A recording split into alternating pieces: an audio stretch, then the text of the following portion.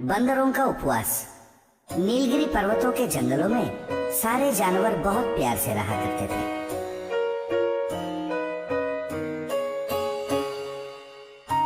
एक दिन एक बंदर ने बाकी जानवरों से कहा, दोस्तों, तुम्हें एक बहुत जरूरी बात बतानी है। कल मैं नजदीक के गांव के मंदिर में नारियल के टुकड़े के लिए गया हुआ था। वहाँ एक साधु का प्रवचन सुना। हमारी सारी बीमारियों का जड़ बहुत ज्यादा खाना है, इसलिए महीने में अगर एक दिन उपवास रखे तो सेहत के लिए अच्छा होता है। सियार ने पूछा, उपवास वो क्या होता है, कहाँ मिलता है वो, दिखने में कैसा है? बंदर ने कहा, उपवास का मतलब होता है कुछ भी खाए बिना रहना। ऐसा करने से हमारे शरीर के पाचन शक्ति को थोड़ा आराम मिलता है। ऐसा करना हमारे सेहत के लिए अच्छा होता है। सुबह से शाम तक कुछ भी खाए बिना रहना, इसे ही उपवास कहते हैं। खरगोश ने कहा, तो देर किस बात की, अभी शुरू कर देते हैं। भालू ने कहा, इतनी जल्दी भी क्या है, आज ही तो बताया है। आज पेट भर के खा ले, कल उपवास कर लेंगे, क्या बोलते हो? उस दिन सारे जानवरों ने पेट भर के जो मिला वो खाया।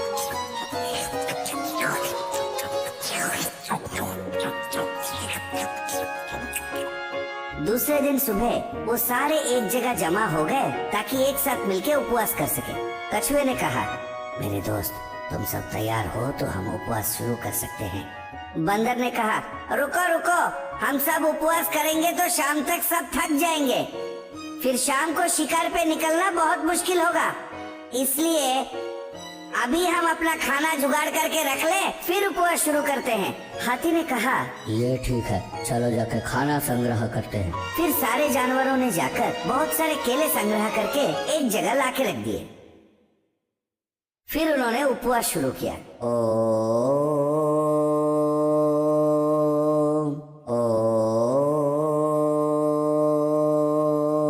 बंदर ने कहा, मेरे दोस्त, सारा दिन उपवास करने के बाद बहुत जोर का भूख लगता है। जैसे ही उपवास खुलेगा खाने के लिए हम सब लड़ मरेंगे, इसलिए जिसका हिस्सा वो अपने पास रख ले, फिर उपवास शुरू करें। हाथी ने कहा, ये ठीक कहा तुमने, ऐसा ही करते हैं। तब सारे जानवरों ने अपना अपना हिस्सा अलग किया और उपवास शुरू किया।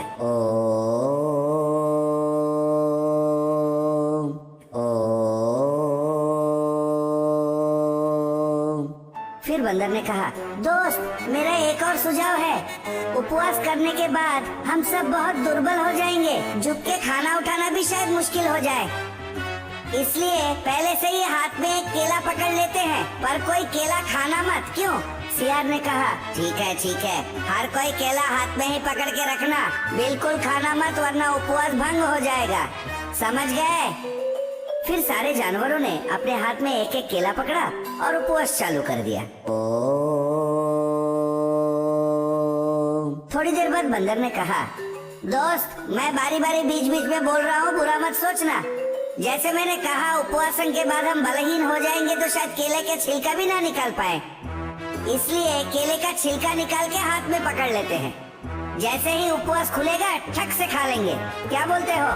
खरगोश ने कहा, अरे बंदर, तुम तो बहुत बुद्धिमान हो और बहुत बड़े दूरदर्शी भी, जैसे तुम कहो, पर कोई केला खाएगा नहीं। क्यों? खाओगे तो उपवास टूट जाएगा। तब सारे जानवरों ने केले का छिलका निकाला और अपना उपवास चालू कर दिया। छिला हुआ केला देख के बंदर के मुंह में पानी आने लगा। बाकी सारे जानवरों का भी यही हाल था।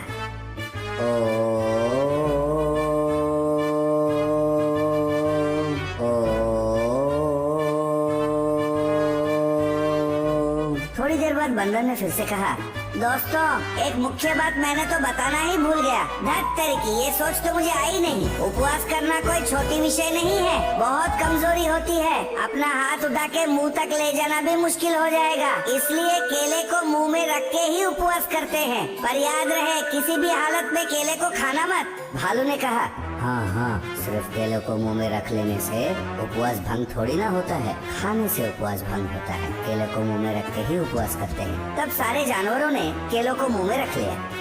जैसे ही केले का स्वाद उसके जीभ पे रहा, बेचारे बंदर से रहा नहीं गया।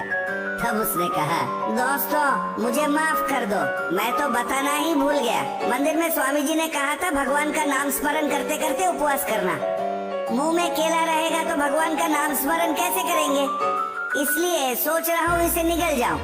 हाथी ने कहा, ये ठीक है, इतनी कष्ट करके हम उपवास कर रहे हैं, नाम स्मरण किए बिना कैसे करेंगे, निगल लेते हैं केले को। फिर सारे जानवरों ने अपना अपना हाथ का केला खा लिया। तब बंदर ने कहा, दोस्तों उपवास करने के इस महाप्रयत्न से मैंने एक चीज अच्छी तरह से सीख लिया है। वो क्या है कि केले को ज्यादा देर मुंह में नहीं रखा जा सकता। ये तो सच है। ये कहकर सारे जानवर वहाँ से चले गए। तो बच्चों, सोच विचार और दृढ़ निश्चय के बगैर कोई भी काम किया जाए उसमें सफलता नहीं मिलती।